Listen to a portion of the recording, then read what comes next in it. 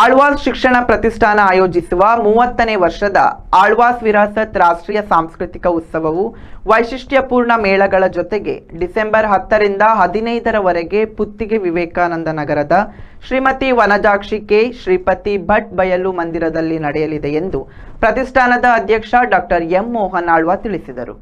ಅವರು ನಗರದ ಪ್ರೆಸ್ ಕ್ಲಬ್ನಲ್ಲಿ ಸುದ್ದಿಗೋಷ್ಠಿಯನ್ನು ನಡೆಸಿ ಮಾಹಿತಿ ನೀಡಿದರು. ಡಿಸೆಂಬರ್ 10ರಿಂದ 15ರವರೆಗೆ ಪ್ರತಿದಿನ ಹಲವು ಸಾಂಸ್ಕೃತಿಕ ಕಾರ್ಯಕ್ರಮಗಳು ನಡೆಯಲಿದ್ದು, ಜೊತೆಗೆ ಸಂಸ್ಕೃತಿ ಮೇಳಗಳ ಮಹಾ ಅನಾವರಣ ನಡೆಯಲಿದೆ.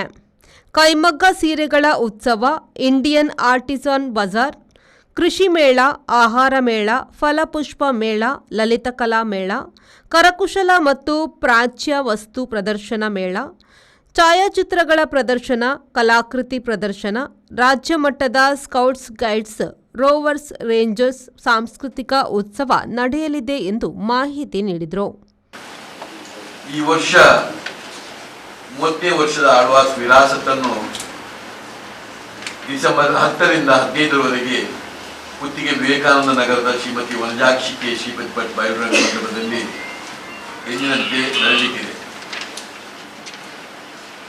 30ನೇ ವರ್ಷದ ವಿರಾಸತ್ನಲ್ಲಿ ವೈವಿಧ್ಯಮಯ ಸಾಂಸ್ಕೃತಿಕ ಕಾರ್ಯಕ್ರಮಗಳ ಮೂಲಕ ಮತ್ತು ಅದರ ಒಟ್ಟಿಗೆ ಬೇರೆ ಬೇರೆ ರೀತಿಯ ಮೇಳಗಳನ್ನು ಒಟ್ಟಿಗೆ ಜೋಡಣೆ ಮಾಡಿಕೊಂಡು ಬಂದಿದ್ದೇವೆ.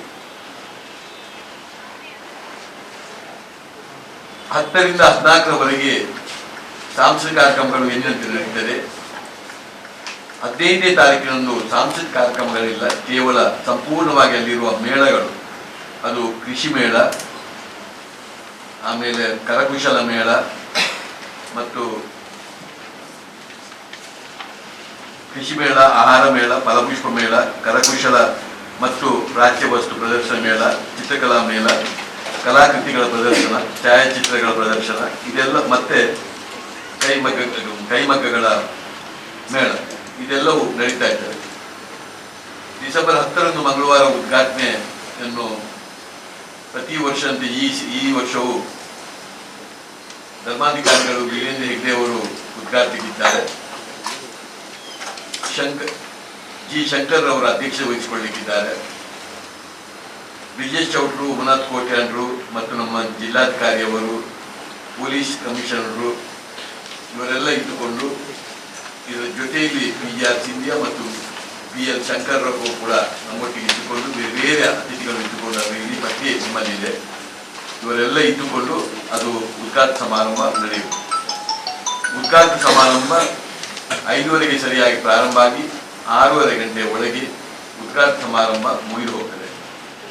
ಆಮೇಲೆ ಆ ದಿವಸ ಒಂದು 100ಕ್ಕೂ ಅಧಿಕ ದೇಶೀಯ ಜಾನಪದ ಕಲಾ ತಂಡಗಳಿಂದ ಅದರಲ್ಲಿ 3,000ಕ್ಕೂ ಮಿಕ್ಕಿ ಕಲಾವಿದರು ಇದ್ದುಕೊಂಡು 6:30ರಿಂದ 8:30ರವರೆಗೆ ಒಂದು ಭವ್ಯವಾದ ಮೆರವಣಿಗೆ ಅಲ್ಲಿ ನಡೆದುಕೊಂಡು ಹೋಗ್ತದೆ.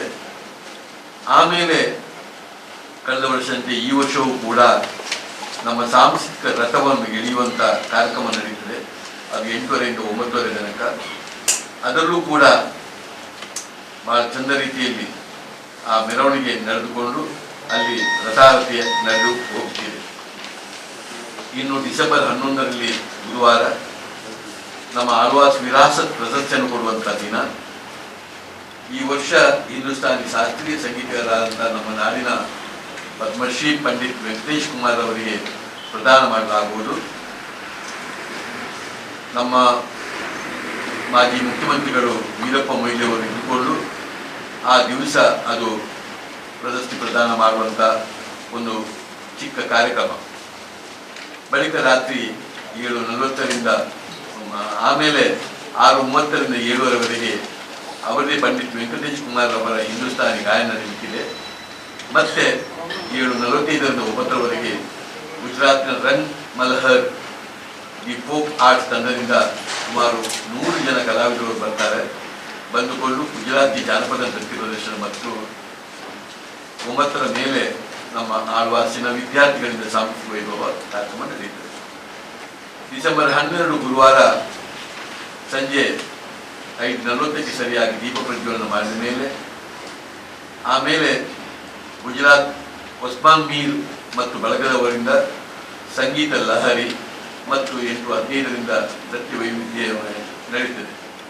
ಆಮೇಲೆ ಬೇರೆ ತಂಡಗಳಿಂದ ನೃತ್ಯ ಕಾರ್ಯಕ್ರಮಗಳು ನಡೀತದೆ.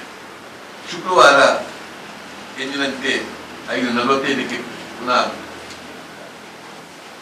ದೀಪ ಪ್ರಜ್ವಲನ ಆದಮೇಲೆ ನಮ್ಮ ನಾಡಿನ, ನಮ್ಮ ದೇಶದ ಶ್ರಾಂತ ಕಲಾವಿದ ನೀಲಾದ್ರಿ ಕುಮಾರ್ ಭಟ್ ಅವರ ತಂಡದವರಿಂದ ಸೌಂಡ್ ಆಫ್ ಇಂಡಿಯಾ ಈ ಕಾರ್ಯಕ್ರಮ ನಡೆದುಕೊಂಡು ಆಮೇಲೆ ಸೆಕೆಂಡ್ ಹಾಫಿನಲ್ಲಿ ಕಲ್ಕತ್ತಾದ ಅಸಿಂಬನ್ ಭಟ್ಟಾಚಾರ್ಯ ಸಂಯೋಜನೆಯಲ್ಲಿ ಭರತನಾಟ್ಯ, ಒಡಿಸ್ಸಿ, ಕಥಕ್ ಸಂಗಮದ ತ್ರಿಪರ್ಣ ಪ್ರಸ್ತುತಗೊಳ್ಳಲಿಕ್ಕೆ, ಆಮೇಲೆ ಬೇರೆ ತಂಡದವರಿಂದ ಅದರೆಲ್ಲ ಪಟ್ಟಿಗಳನ್ನು ಅದರಲ್ಲಿ ಜೋಡಣೆ ಮಾಡಿದ್ದೇವೆ. ಇವರಿಂದ ಸಾಂಸ್ಕೃತಿಕ ಕಾರ್ಯಕ್ರಮ ನಡೀತದೆ. ಮತ್ತು ಪ್ರತಿನಿತ್ಯಂತೆ ಆಳ್ವಾಸ್ ವಿದ್ಯಾರ್ಥಿಗಳಿಂದ ಪ್ರತಿನಿತ್ಯವೂ ಕಾರ್ಯಕ್ರಮಗಳು ನಡೆಯುತ್ತವೆ. ಇನ್ನು ಶನಿವಾರ ದಿವಸ 6ರಿಂದ 9 ತನಕ ಚೆನ್ನೈಯ ಸ್ಟೆಕೆಟೋದ ಖ್ಯಾತ ಒಂದು 25 ಕಲಾವಿದರು ಬಂದುಕೊಂಡು ಒಳ್ಳೆಯ ಒಂದು ಸಂಗೀತ ಕಾರ್ಯಕ್ರಮ 3 ಗಂಟೆ ಕಾಲ ನಡೆಯಲಿಕ್ಕಿದೆ. ಆಮೇಲೆ ಅದಾದ ಮೇಲೆ ನಮ್ಮ ಇಡೀ ರಥವನ್ನು ಪುನಃ ಸಾಂಸ್ಕೃತಿಕ ರಥವನ್ನು ತಂದು ಸ್ವಸ್ಥಾನಕ್ಕೆ ಇರುವಂತಹ ಕೆಲಸ ನಡೀತದೆ. 15ರಂದು ಸಾಂಸ್ಕೃತಿಕ ಕಾರ್ಯಕ್ರಮಗಳು ಇರುವುದಿಲ್ಲ. ನಾನು ಆಗ ಹೇಳಿದ ಹಾಗೆ ಆ ದಿವಸ ಅಲ್ಲಿರುವ ಬೇರೆ ಮೇಳಗಳ ಅದು ಆ ದಿವಸ ಇರ್ತದೆ. ಕಾರ್ಯಕ್ರಮಗಳೆಲ್ಲವೂ ಸರಿಯಾಗಿ ಸಮಯಕ್ಕೆ ಸರಿಯಾಗಿ ಪ್ರಾರಂಭ ಆಗ್ತದೆ. 40,000ಕ್ಕೂ ಅಧಿಕ ಆಸನಗಳ ವ್ಯವಸ್ಥೆಯನ್ನು ಮಾಡಲಾಗಿದೆ. ಆಮೇಲೆ ಪಾರ್ಕಿಂಗ್ಗೆ ಬೇಕಾದಷ್ಟು ವ್ಯವಸ್ಥೆಗಳು ಇದೆ. ಈ ಸಲ ಮಹಾಮೇಳದಲ್ಲಿ ಒಂದು ಕೈಮಗ್ಗದ ಸೀರೆಗಳ ಉತ್ಸವ. ಯಾಕೆಂದರೆ ನಮ್ಮ ದೇಶೀಯ ಇದಕ್ಕೆ ವಿಚಾರಕ್ಕೆ ಒತ್ತು ಕೊಡಬೇಕು. ಅದರಲ್ಲೂ ಕೈಮಗ್ಗದ ಅವರಿಗೆ ವಿಶೇಷ ಪ್ರೋತ್ಸಾಹ ಕೊಡಬೇಕೆಂಬ ದೃಷ್ಟಿಯಿಂದ ಭಾರತದ 30 ಪ್ರದೇಶವಾರು ಹಾಗೂ GI ಟ್ಯಾಗ್ ಹೊಂದಿರುವ ಕೈಮಗ್ಗ ಸೀರೆಗಳ ಹಾಗೂ ಬಟ್ಟೆಗಳ ಉತ್ಸವ ವಿರಾಸತ ಮಹಾಮೇಳದಲ್ಲಿ ಈ ಸಲ ಪ್ರಮುಖವಾದಂಥ ಆಕರ್ಷಣೆ ಆಗ್ತದೆ. ಭಾರತೀಯ ಪರಂಪರೆಯನ್ನು ಬಿಂಬಿಸುವ ಕಾಶ್ಮೀರದಿಂದ ಕನ್ಯಾಕುಮಾರಿವರೆಗಿನ ನೇಕಾರರಿಂದ ಗ್ರಾಹಕರಿಗೆ ನೇರ ಮಾರಾಟ ನಡೆಯಲಿಕ್ಕಿದೆ. ಇದರಲ್ಲಿ GI ಟ್ಯಾಗ್ ಹೊಂದಿರುವ ಮತ್ತು ಪ್ರಸಿದ್ಧ ಪಡೆದಿರುವ ಕೈಮಗ್ಗದ ಉತ್ಪನ್ನಗಳು ಉಡುಪಿ ಇರ್ಬೋದು, ಇಲ್ಕಲ್, ಕೋಲ್ಕತ್ತಾ, ತುಮ್ಮಿನಕಟ್ಟೆ, ವೆಂಕಟಗಿರಿ, ಕಾಶ್ಮೀರ, ಕಂಜೀರಂ, ಮೈಸೂರು, ಕೊಳ್ಳೇಗಾಲ, ದಾವಣಗೆರೆ, ಚೆಟ್ಟಿನಾಡು, ಕೇರಳ, ಹೈದರಾಬಾದ್, ಮದ್ರಾಸ್ನ ಸೀರೆಗಳು ಮತ್ತು ಬೇರೆ ಇದು ಇದ್ದುಕೊಂಡು ಇದು ಉಡುಪಿಯ ಪದ್ಮಶಾಲಿ ನೇಕಾರರ ಪ್ರತಿಷ್ಠಾನದ ಸಹಕಾರದೊಂದಿಗೆ ನಡೆಯುತ್ತದೆ.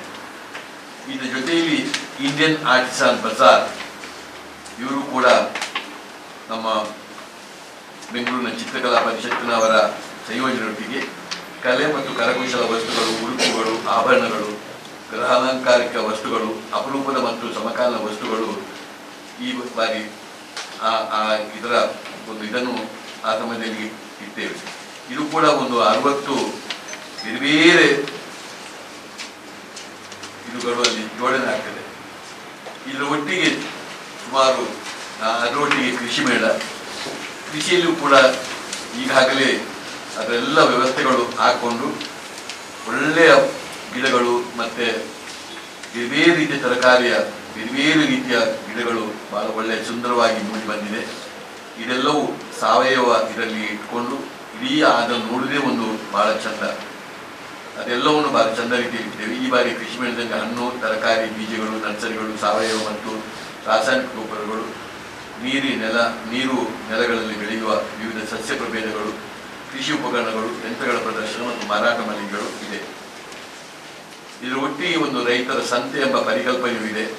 ರೈತರ ಸಂತೆಯಲ್ಲಿ ಭಾಗವಹಿಸಲು ಇಚ್ಛಿಸುವ ರೈತರು ಮೊದಲೇ ತಮ್ಮ ಹೆಸರನ್ನು ನೋಂದಾಯಿಸಿಕೊಂಡು ಬಂದು ಅಲ್ಲಿ ನೇರವಾಗಿ ಕೂತ್ಕೊಂಡು ಅವರು ಮಾರಾಟ ಮಾಡುವಂಥ ವ್ಯವಸ್ಥೆಯನ್ನು ಮಾಡ್ತೀವಿ.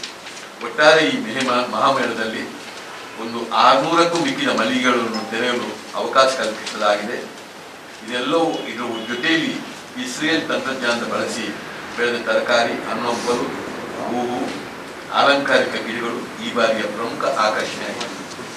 ಇಡೀ ಒಂದು ವಿರಾಸತ್ನ ಜಾಗದಲ್ಲಿ ಬೇಕಾದಷ್ಟು ಬೇರೆ ರೀತಿಯ ಕಲಾಕೃತಿಗಳನ್ನು ಮತ್ತು ಬೇರೆ ರೀತಿಯ ನಮ್ಮ ದಕ್ಷಿಣ ಜಿಲ್ಲೆಯಲ್ಲಿ ಬಹಳ ಅಪರೂಪದಲ್ಲಿ ಕಾಣಸಿಗುವಂಥ ಎಲ್ಲ ಸಸ್ಯಗಳನ್ನು, ಗಿಡಗಳನ್ನು ಇಟ್ಟಿದ್ದೇವೆ. ಆಹಾರ ಮೇಳ ಈ ಬಾರಿ ಆಳ್ವಾಸ್ ವಿಳಾಸದ ಆಹಾರ ಮೇಳದಲ್ಲಿ ಬೇಕಾದಷ್ಟು ಒಳ್ಳೆಯ ಅದು ವೆಜ್ ಮತ್ತು ನಾನ್ ವೆಜ್ ಮತ್ತು ದೇಶೀಯ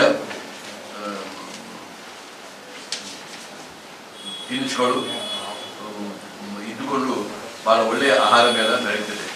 ಕರಕುಶಲ ಮತ್ತು ಪ್ರಾಚ್ಯ ವಸ್ತು ಪ್ರದರ್ಶನಗಳ ಮೇಳ ಇದು ಕೂಡ ಅತ್ಯಂತ ಪಾರಂಪರಿಕ ಸೌಂದರ್ಯಗಳನ್ನು ಕೊಡುವಂಥ ಮತ್ತು ಇಡೀ ಒಂದು ದೇಶದ ಈಶಾನ್ಯ, ಉತ್ತರ, ಪೂರ್ವ ಸೇರಿದಂತೆ ಅಷ್ಟ ದಿಕ್ಕುಗಳಲ್ಲಿನ ರಾಜ್ಯಗಳ ಸುಮಾರು 3ಕ್ಕೂ ಹೆಚ್ಚು ಮಳಿಗೆಗಳು ಉಡುಗೆಗಾರಿಕೆ, ಕರಕುಶಲ, ಪ್ರಾಚ್ಯ ವಸ್ತುಗಳು ಪ್ರದರ್ಶನ ಮಾರಾಟಕ್ಕೆ ಇದೆ.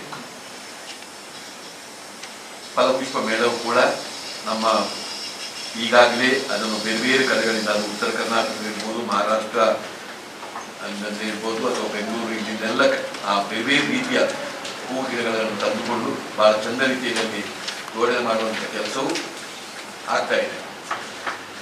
ಇದರೊಟ್ಟಿಗೆ ಯಥಾ ಪ್ರಕಾರ ನಡೆಯುವಂಥ ಲಲಿತ ಕಲಾ ಮೇಳ, ಛಾಯಾಚಿತ್ರಗಳ ಪ್ರದರ್ಶನ, ಕಲಾಕೃತಿಗಳ ಪ್ರದರ್ಶನ ಎಲ್ಲವೂ ಆ ಸಮಯದಲ್ಲಿ ಇರ್ತದೆ. ಸುದ್ದಿಗೋಷ್ಠಿಯಲ್ಲಿ ಆಳ್ವಾಸ್ ಕಾಲೇಜಿನ ಪತ್ರಿಕೋದ್ಯಮ ವಿಭಾಗದ ಮುಖ್ಯಸ್ಥರಾದ ಪ್ರಸಾದ್ ಶೆಟ್ಟಿ ಉಪಸ್ಥಿತರಿದ್ದರು. Sharath Salian, V4 news, Mangaluru. Pull up the flicks and I take it on gear. Pull up the hands and I feel no fear. I dig a don. I sick a don. Take it on the row and the show and the pull up the flicks and Volkswagen Virtus, German engineered for unmatched safety. Volkswagen Mangalore, Airport Road, Yeyadi, Mangalore. Volkswagen.